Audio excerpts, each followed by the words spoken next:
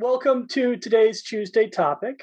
Today's topic is Got Funding, Students and Postdocs Share Their Experience with Funding. While folks are getting their microphones turned on and to be able to hear the thing, let me just plug a couple of upcoming Tuesday topics. Next week, Tuesday, April 20th, we've got CNHP Reads The Hate You Give by Angie Thomas. And then the week after that, we have a session from our Office of Research, Innovation, and Discovery on more about Smartsheet. And then the week after that, the CNHP Simulation Committee is going to do a session on To Sim, To Play, Perchance to Learn. All right. And I have just dropped into the chat the direct link for Tuesday topics. Please join us sign up for any of those that are up there, and we'll have some more up in the next couple of days. But for now, let me just throw it over to Dr. Roseanne DiMaria-Ghalili, who's going to moderate today's panel. Well, welcome everybody, and thanks for joining us. Today's panel is on students and postdocs share their experience with funding, and we have a great panel today of Dr. Karolina Bryl, Olivia Ngo, Bridget Schneible, and Dr. Justine Drsefcheck. And I'm going to take this time first to let everybody introduce themselves on the panel, and so that they can share their background. And the way we'll run the panel is we'll have some questions that I'll pose to everyone, and then at the end of the session, maybe about 3:40, 3:45, we'll take questions from the audience. So if you have questions, please, post them in the chat room, or I'll call on you later. So let me first turn it over to Dr. Bryl, and maybe you can introduce yourself and tell us about your research and how you came to be here today. Thank you. My name is Karolina Bryl. I'm a graduated from the PhD program in Creative Arts Therapies in 2018. I'm a dance movement therapist. And after my graduation, I stayed, and I'm currently doing my third year of my postdoctoral fellowship under mentorship of Dr. Yoko Brett. So I work for Dr. Brett studies as a study coordinator right now, but I'm also exploring and following up with my own research agenda, or my own research path. And I will be sharing my experience on the funding that I received for a mixed methods feasibility study on the effects of telehealth dance movement therapy intervention to promote activization in chronic schizophrenia. Great, that's definitely very interesting. So we look forward to hearing more. So Olivia, I'm going to turn it over to you. Yeah, thank you. Hi, I'm Olivia. I'm a PhD candidate in biomedical engineering, and my research is focused on elucidating the possible biological mechanism of therapeutic ultrasound on chronic wound healing. So it's really exciting clinical work where we get to work with an interdisciplinary team. I'll be happy to share my experiences with the funding that I've received from the NIH F31, as well as the NSF International Research Experiences, where I did research in Scotland for 5 months. That sounds really exciting. So we can't wait to hear all about that. I'm going to turn it over to Bridget, and you can introduce yourself. My name is Bridget, and I'm a PhD candidate as well. I'm in the Department of Creative Arts Therapies. So my advisor is also Dr. Yoko Brett. So I work in her lab with Karolina and on her studies. But my dissertation research is on older adults, and I'm a music therapist, so looking at the impact of music therapy on older adults' transition into long-term care and supporting in that process.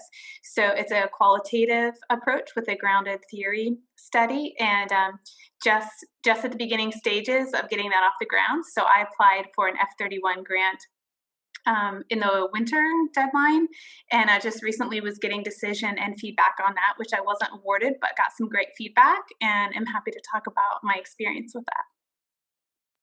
Great. Well, thank you, Bridget. And Dr. Drsefcheck. Thank you.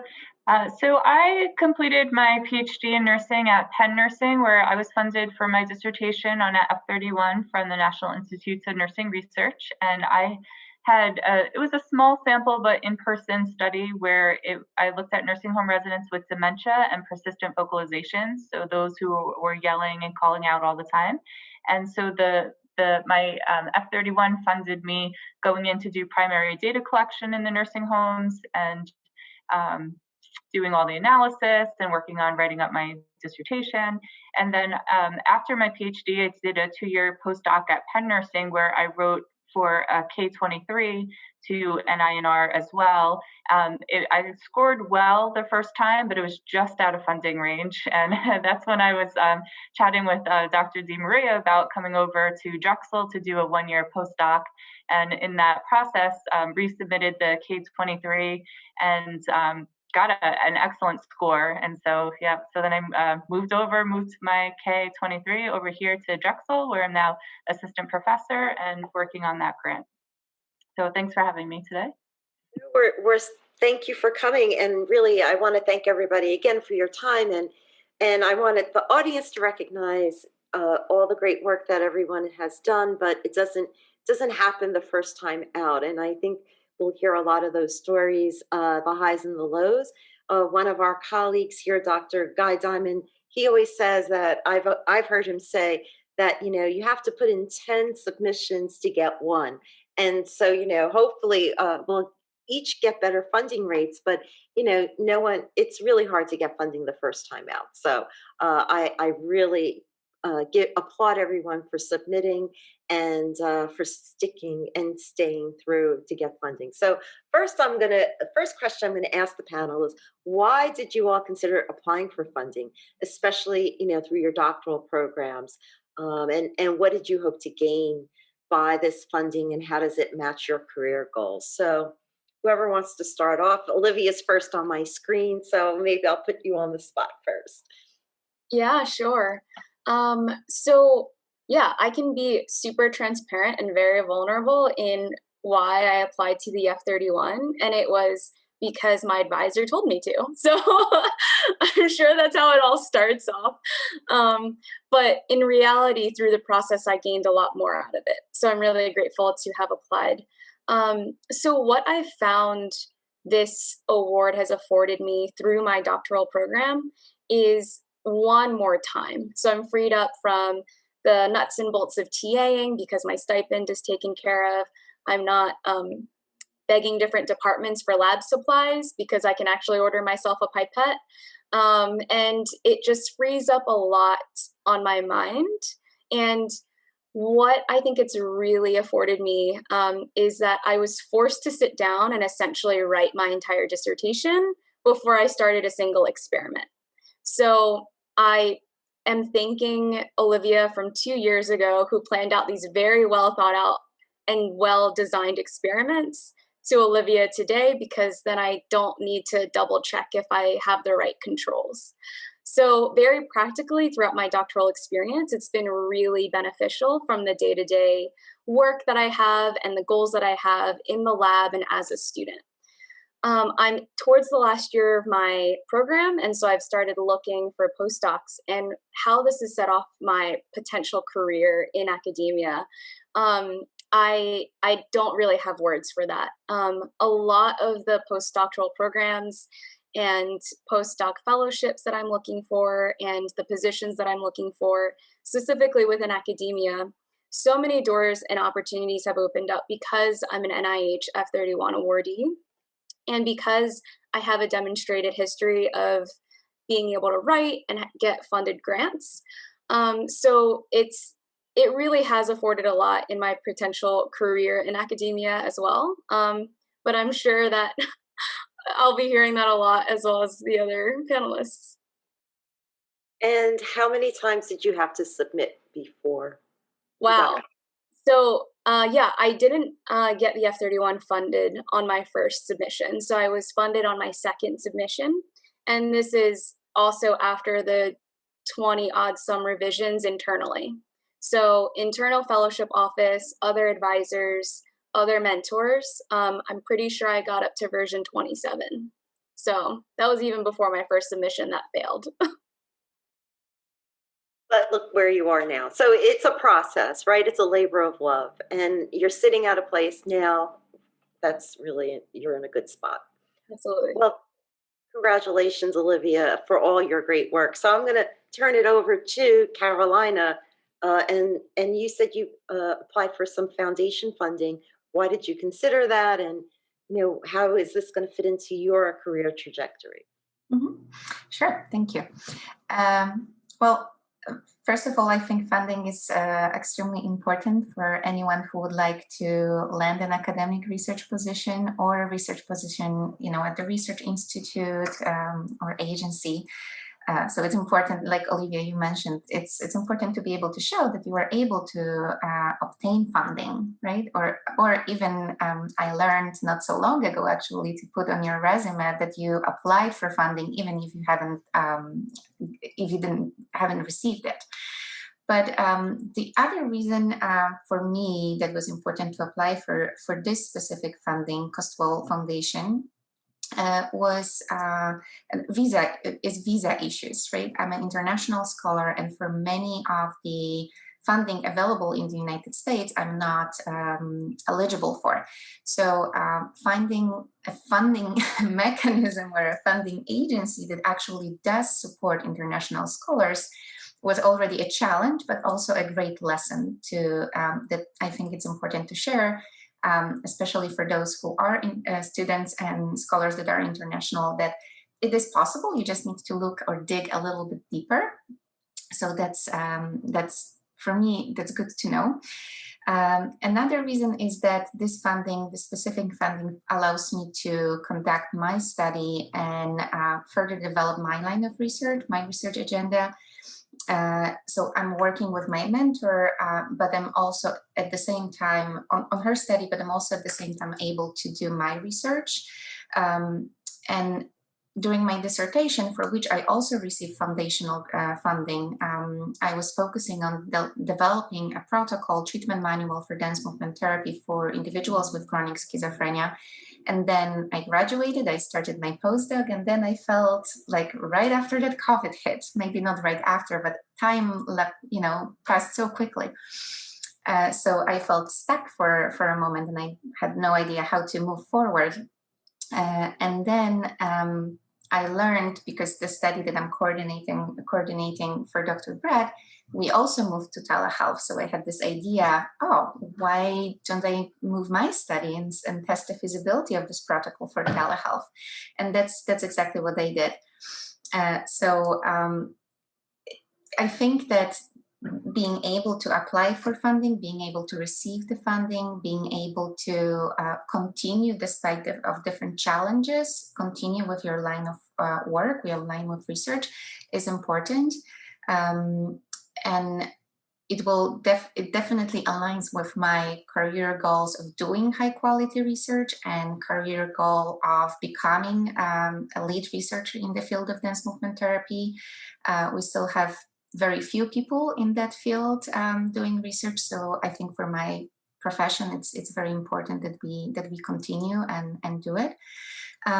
But also from the very technical perspective, and I promise that I'll stop after that, is that the experience of grant writing for something that's different than your dissertation, I think it's a different experience, and I value it a lot. You are more independent, but you receive feedback, but it's organized a little bit differently, at least in my case, than in dissertation. So that skill, and the skill, I think any research that you conduct still helps you to develop into an independent researcher more and more and more. So I feel like this path, this never ends. So. Thank you, Karolina. Bridget, why don't you share some of your recent experiences? Sure. So I'd share similar to Olivia. I think my advisor really brought this to my attention first. I worked many years as a clinician, and so this has been, even though I'm in the same field, a little bit of a career shift for me coming back to school and looking more at research. And so I really just was not familiar with the NIH funding pathways and just this aspect of the career. And we don't we didn't talk about this a lot in classes or anything like that. So there's a whole other facet to kind of the whole piece of education, the whole package of education in this area. So I think I applied for the F-31 because I had the encouragement to do it, but certainly came to understand, again, like Olivia said, just how valuable even the application process is. And like Karolina said about the recognition, even for just applying, even if you weren't awarded the funding, is notable. So just kind of getting my feet wet with all of that in this experience. Yeah. Great. And you also received pilot funding, though. So I did. And that's very important to show that you're supported by the university and that your work is meritorious. So, any little piece of pilot funding that students can get internally is just as important as well. Yeah, so, thank you. Justine, let me turn it over to you. Okay, thank you. So as I was listening to everybody's story, I was just reflecting on my journey, and it definitely has not been easy. So when I came to Penn Nursing, I think the first year I was a Jonas Hartford Scholar, and so I wasn't even a PhD student yet. I was accepted, but I wasn't in the program, and my mentor said, fill out this application, let's try to get you this fellowship. So I didn't even know what it meant yet, but I guess I did a good job on the application. It was accepted. And then after that, there was an expectation that all of the nursing students who were really focused on Gero, that they applied for a foundation fellowship. So it was through the National Hartford Centers of Geriatric Nursing, and a very competitive pool. And I put in my application. Everybody thought that I was going to get it. They were like really tooting my horn, and I found out that I did not get it. And my colleague, 1 year lower than me in the PhD program, she received it, and we talked about it. And we're like, oh, it might have come down to who the mentors were, because she really had a very high standing mentor on her application. And then she thought about it, and she decided she really didn't want to go into nursing research, and she just took her master's degree and left. And so I was the next one in line, which was just crazy. Of course, I didn't want to see my good friend leave the program, but it was just weird how that all kind of irons out. She just really thought research wasn't for her, and I knew like research was for me. And so being under this fellowship, it was a 2-year award, and there was an expectation that the next thing would be an F-31 to write that, and that was part of my training grant. And so I did write my F-31, and again, challenges. So I submitted my F-31, and there was a glitch in my application that the grant officer, my grant manager, had submitted.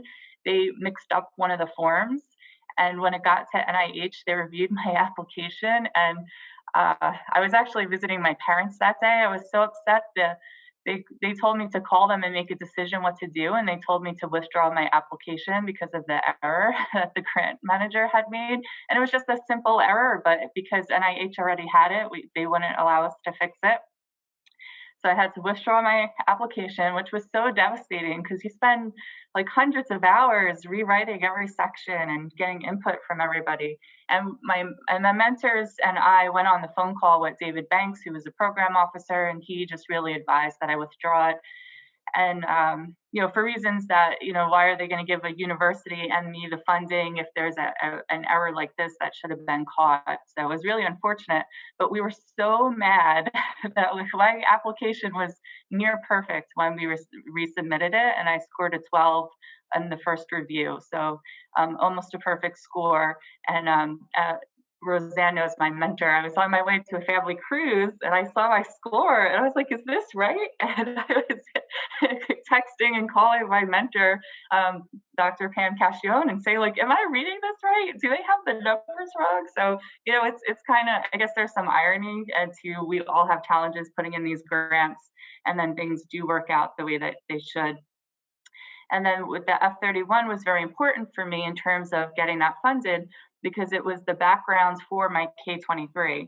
And so in my K-23, I can write that I had the F-31 funding, here's my preliminary data, and now this is how I'm going to build on my dissertation study. So now I'm planning on testing a nature-based intervention for nursing home residents with dementia and persistent vocalizations to see if that will help calm them down and reduce their vocalizations. So I guess the moral of the story is you have to be very persistent, so keep trying. I think everyone learns to grow thick skin, and if they're going to take the dive in the grants writing arena. So I think that's really true. But maybe the panel could shed some light on some tips for getting started. You know, how do you decide to sit down and start writing writing a grant? It's a lot of work. There's a lot of arms and legs to it. How do you find the time? You know, how do you keep moving it forward? And Bridget, I know you put in a lot of great systems you developed, so maybe you might want to start the conversation. Sure, thank you. So I definitely talked a lot about this with my advisor. Again, I was like learning the language I didn't know and really just getting familiar. You know, she obviously has more experience as a funded researcher, but also as a reviewer. And so just trying to, you know, pass that on to me.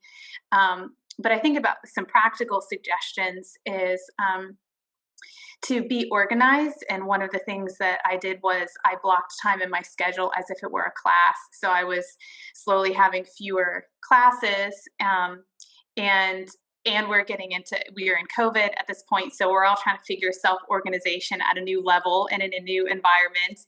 And so it was really helpful for me to block that on my schedule and to like close my email at that time and to not schedule anything else at that time, to allow that to be like reserved time and not just that I'm trying to fit it in between other things.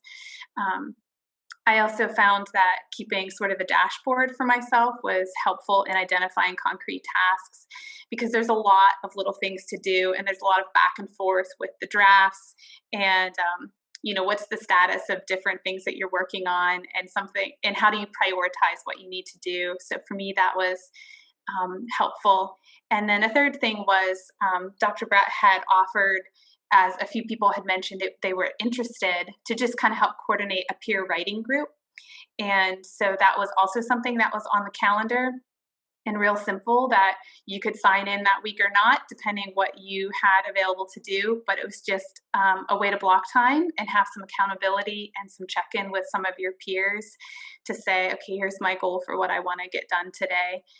So I think all of these strategies in just being organized were helpful in keeping things moving so you don't get overwhelmed.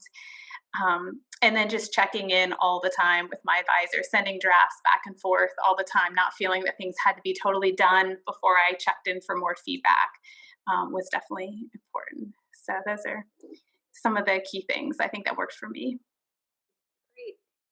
Olivia, so everyone here is pretty much from CNHP. What is it like in biomed? You know, I'm sure it's the same lessons, but you did a lot of TAing. You had a lot of lab responsibilities as well. So how did you find time to stay organized? Sure. Yeah, I think everything that Bridget mentioned is in some way or form needs to get done, right? So at some point, you know, plop yourself down in front of your computer and start putting your fingers on the keyboard and typing some things. So whatever gets someone there, I would say, everyone has a different strategy that works for them. And there's an ice cream truck rolling right by my window. So we're just going to let that pass. It's really delightful, right? So, yeah, I think that the thing that helped me the most is a little less concrete. And it was really shifting my mindset. And building that mindset and that confidence really helped me I found that my hurdles in finding time to get this done were mostly mental hurdles more than they were actual research hurdles. So I had all of the ideas in my brain. I knew how I wanted to format that on a piece of paper or on a document. And it was mostly feeling like the F-31 was Goliath and I was David, and I only had a slingshot to get this thing done. And so finding a support system for me that broke it all down for me, that made it feel less scary. Obviously, my advisors, Dr. Lewin and Dr. Spiller, they just constantly had to tell me that it was one foot in front of the other. And so it just helped me put one letter down, one paragraph down, one page down at a time. And so I can only get one lab done at a time. I can only get one experiment done at a time. I can only get one document done at a time. And so what really helped was shifting my mindset into being really present in what I was doing in that moment. What did you find the big mental hurdles were for you? Wow. This isn't going to get funded. I'm not good enough to do this. I'm not worthy of this really awesome funding. I've never gotten funding before. Just, it was a black box. And the NIH kind of feels like, the 12 guys around this desk, and they have this shining the spotlight over you, and you're there to be interrogated and examined and all of the scary things that are associated with funding. When after I finished that process, in reality, it's the same process over and over and over again. It becomes demystified every time you apply. And so the mental hurdle really was just whatever was behind the curtain. In the Wizard of Oz, right? Exactly. Well, thank you. And Karolina, how about you? How are you staying focused in the COVID world? I very much, feel or think, or I want to say what Bridget and Olivia already did. But for me, taking breaks and like regularly scheduled breaks is extremely important, because I tend to completely forget, and I'll write and write and write to the point that I'm very tired, and to the point that I'm making a lot of mistakes. And having English as my second language, when I'm tired, I'm making way more mistakes that I just don't see anymore. So I think having those regularly scheduled breaks and having the scheduled time on your calendar that you really turn off your email, don't have it in the background, turn off your phone and just have the screen and write with breaks, that works for me the most, I think. Also, setting up deadlines. So something that Bridget, you beautifully explained, that really having a list of things to do with dates that you need to complete it by, have them organized in that way. For me, it's very important. But also, one suggestion that I would have, based on my experience for this particular grant, is never leave. If you have something to write and it feels the easiest, and you just leave it at the very, very end, because it's just going to be a very, very quick process. I learned that this is never the case. It turned out that the thing that I thought it's going to be the easiest was the most difficult and the most strenuous to write. The other suggestion that from my experience is to really have an honest conversation with your mentor and ask for strategies. Ask for, how do you do that? See what help and support you can actually get, because there's a lot of different options available for Drexel that can support you, either from your mentor, but also from your department, from other departments. Many little pieces, you can piece them together and actually have a strong support net for the writing process. So that. Justine, how about you? For staying organized and on task? Yeah. So I definitely would make a paper chart that I would have when I used to have an office and not working from home, but I would paste it on the wall near my computer so I knew what all the steps that I needed to complete, because it's pretty daunting when you start your first NIH application. And even, I thought the F31 was hard, but I definitely then thought the K23 was even harder, and there's just even more pieces. And so having a visual graph of what I needed to complete, I thought was helpful. And tackling the pieces that I thought was the easiest, I actually would do that, because it would help my momentum grow. And so when I say the easiest, it's like the RCR page that you have to do, the institutional page that you have to do. So trying to get those done, because you don't have to have your research aims ironed out to really get some of those pieces together. So I would attempt to do that. I would have to, when I write grants, really hyper-focus on the grants. So try not to work on publications at the same time. There's just not enough time in the day. So, I would just put the pubs to the side. Unless, of course, I really needed one under review for the grant, then that's another story of managing what needs to get done. I think what was really helpful, there was a big difference for me between the F31 and the K23, and this might be mentor related, or I'm not sure. It could also just be a different stage in your career. So for the F31, I definitely had my two mentors did a lot of editing and a lot of sending back and forth. And with the K23, it was a very independent work that I had to do. And so I had to get into the right mindset and to know that I'm the only one who's responsible for this. And so having to just work myself up, my own motivation to do it. And because I didn't have the opportunity for so many back and forths on the draft, I had a good colleague review different sections for me. And so I had the back and forth with her, and it was really helpful. We still joke she should have been on my K23 team because she gave me so much great feedback. And then she really recently submitted a K23, and so I reciprocated that and reviewed all of her sections, and she just recently got a really great score. So it's nice to help your colleagues too. So you get some help and then help your colleagues. I think there's some benefit to that. And so when you're sending it back and forth to people, I think it does help keep you on track of, okay, let me finish up this section and move on to the next one. Well, I'm going to leave it with you, Justine, because you were at Penn and at Drexel, and you've seen different ways of submitting grants. So what do you find are some of the lessons learned working with the research office, different styles and different universities, and how do you partner with the research office to get your grants out? Yeah, so I would say meet with the grant office as soon as possible, especially if you have an office where there's multiple people so that you can find out who you're assigned to. Sometimes it's tricky to work with these grant managers because they're dealing with they're dealing with a lot of people's grants. And so trying to have some FaceTime with them, I think, is good. So they know you just behind the email, they see you in person.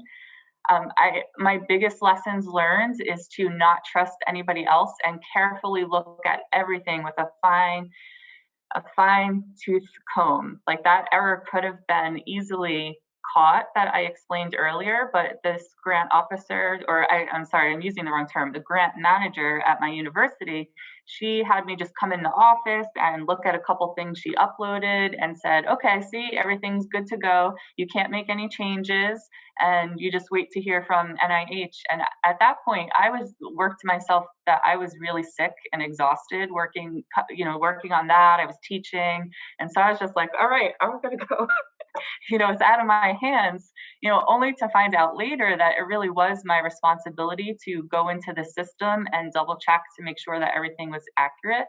But because I wasn't guided appropriately, and so that's my biggest lesson. So now I triple check everything that goes in, just making sure it's my name, the correct document. I learned that you can pull your application back out and make edits. So, that was a false advice that I was given. So I think trying to have a good relationship with somebody is helpful, but also understanding that they're really stressed. And so if you're getting them all your pieces really last minute, that doesn't help the relationship either. They need some extra time to put things in. I guess those are the top things on my mind. That's great. How about you, Olivia? Yeah, this is really interesting because I worked really closely with my advisors and the biomedical engineering, the School of Biomedical Engineering for my NIH F31. And then for my NSF grant, I primarily worked with the fellowships office. So I didn't really work with anyone from biomed for my NSF grant, or fellowship rather. So that was a really interesting difference in working with different support systems within the university to help get funding for either one of those grants or fellowships. So what I found was I kind of followed the little crumb trail, right? So the department had previously funded F-31s and had examples of that. And so I went to the resources that were available. And for this NSF International Fellowship, the fellowship office had a number of awardees that had been awarded. And so they'd worked really closely with those awardees. And so that's kind of the crumb trail that I followed. So what was really helpful for me in following those previously developed resources was to find already awarded applicants in previous applications. And typically where I found those were the people that could help me the best. And so I kind of stuck with it. It's actually funny, for the NSF fellowship that I applied for, I worked with the fellowships office and they had actually advised me not to apply the first cycle that I wanted to apply. And so I didn't apply that round, although I had completed my fellowship. And it wasn't until the second round that they took another look at my application against the other possible fellowship applications, the people who are applying. And so they then recommended that I applied that cycle. And so even as sensitive and nuanced advice, like when to apply, what cycle to apply, typically I work so hard on these fellowship applications that I just want to get it out there and get an answer, but have followed the wisdom of those who are advising me when people have been awarded and when people haven't been. So yeah, that's been a really interesting little bit of advice that I've found, is kind of follow where the previous awardees have been supported. That means getting copies of the grant applications, right? And just using them as a template in some regard. Absolutely. If I could just add one point to that, I just like to brag about my friends. She has no problem reaching out to anybody randomly who's been funded by NIH to ask for their application. She'll follow people on Twitter. She goes to great lengths to get examples. And she has gotten some no's, but the majority of the time people are very willing to share their funded grants. And the F-31, there's some things that you have to write, some things your mentor has to write. So there is a process of a collaboration in terms of making sure the mentorship plan is there, and some of it's out of your control in terms of developing some of the application. Bridget, I know you had a story, and then I heard the story you had. Laura had the same issue, so I'm hoping when Martha replies, she's not going to have that issue. Maybe you want to share what happened with you to everybody. I think, correct me if I'm thinking of something different, but applying for the F-31, it was my advisor's first time advising someone, an applicant, and working with the grants office, and it was like their first time working with the F-31. And so everybody's a little bit learning the application and how it's different from some other things, as well as some of the platforms. So we went back and forth a few times with, like Justine said, checking, double checking, triple checking as you're actually starting to plug in the application in the website and in the platform to make sure all the right attachments are there. And we had an issue at one point with someone had locked the application but didn't realize they had locked it and couldn't get it unlocked, and then we couldn't change it. And of course, everything's a few days later than it's targeted on the timeline. And so you're getting down to the crunch of, I wasn't quite sure if it was going to be submitted in time, but at that point it kind of was out of my hands. And my advisor has mentioned one of the things she has learned is when you meet initially and kind of set out that timeline, she immediately asks them to bump everything like even a week earlier, so that if things run late, if the grants office is slammed that week, whatever the case is, that there's a little bit of grace period. We had to, so I'm remembering now what you're thinking specifically, Dr. D. We had submitted and found out that NIH had changed the funding call, like it was correct when I started writing the application, but by the time we submitted, they had updated, which was a little curious to be so close to the deadline. And so we had to resubmit the whole application at the last minute under the correct number. So that was a little bit of a last minute sweat, but it went through. Yes, yay. All the little pieces, the little stress that we go through getting these grants out. And how about you, Karolina? Anything that you can add? Foundation funding is a little bit different. Do you go through the Office of Research? Sometimes you use institutional advance. It's a little bit different, right? The process? Yes, but you still go for the Office of Research, and you meet with the research manager to set up deadlines, set up the budget, and everything else. And I found it very, very helpful. For my dissertation grant, I did not do it. I didn't know if we had to or we didn't, but for some reason we did. I didn't. And so that was my first experience with working with the research office. And it was very helpful to have a file Excel sheet with deadlines when they need certain documents from me, what they need, and when. It was also good to learn how to set up the budget, different that I'm setting it up on a Word doc, but how research office is setting it up for the CARS purposes and for our university purposes, to learn what are the different fringe and benefits and all of that. That was very important, because honestly, I would not know if I have not met with them.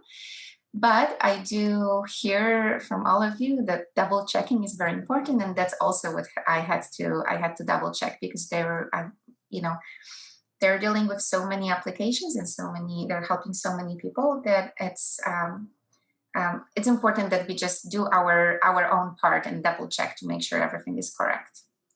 So, but now we're at 4:41, and I want to allow the audience some opportunity to ask questions.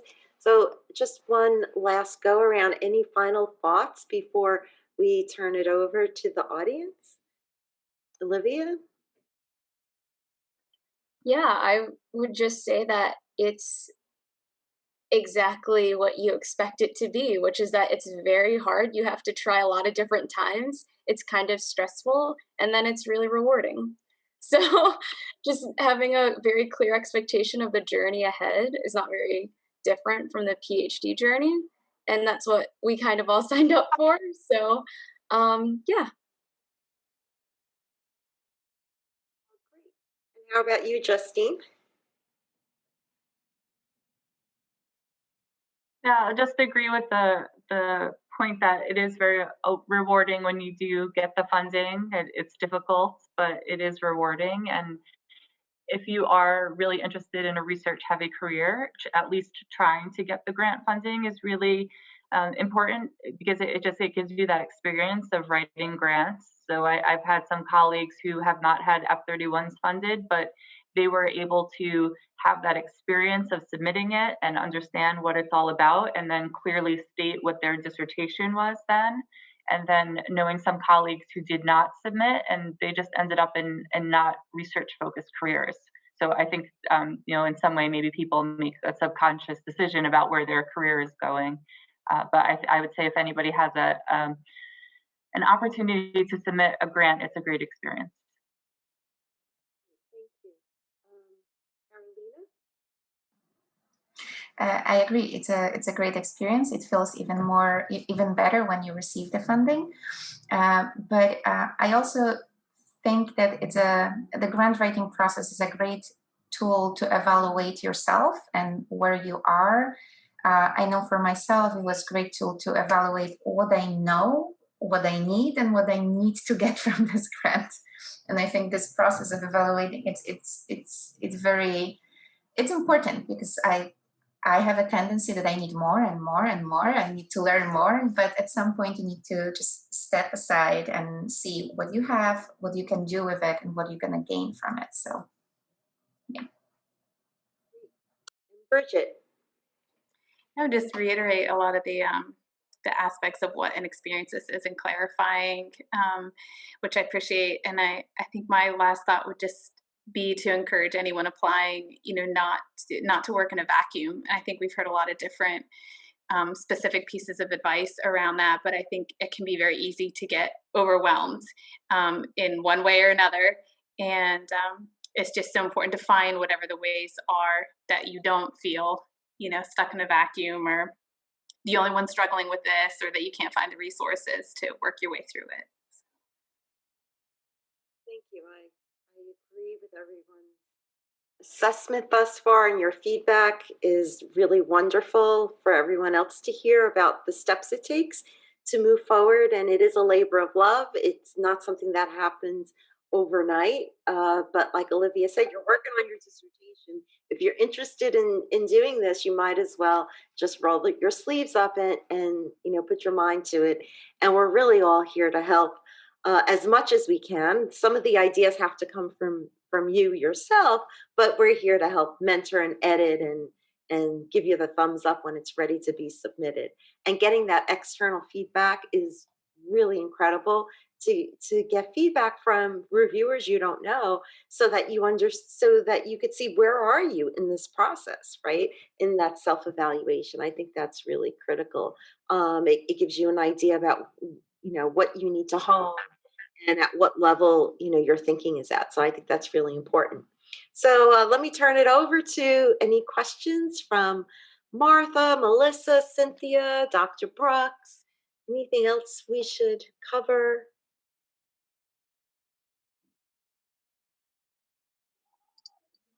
I just wanted to, this is Martha, by the way, sorry, I don't have my camera on because my kids are in the background. I just want to say thank you to for all your comments. I've talked with Bridget before about her grant, and Justina taught us the grant class.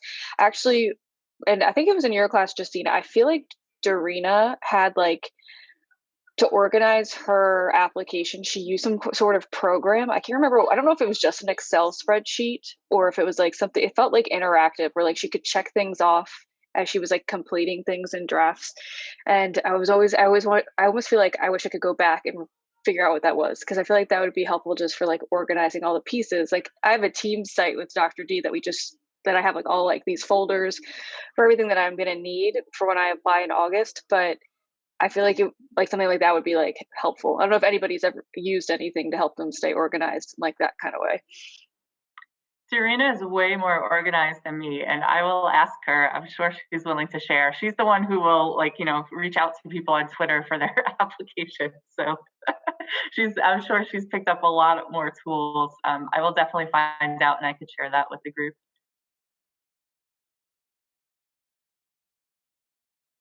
Oh, you're on mute. Sorry. Also in the Microsoft Suite, there is a to-do list app that you could download and add to the team site. And I think there's another project manager app. I forgot the name of it, but there are different apps in the Office Suite, and Dr. Gina Huyu loves using those. So maybe we could have, I could share with you, Martha, some of that as well, with what Dr. Huyu uses. So. Anybody else? Thank you for the very informative presentation. This is Cynthia. I just wanted to know if, what about international students? Do you have any idea about where to find resources in terms of grants that international students can apply for?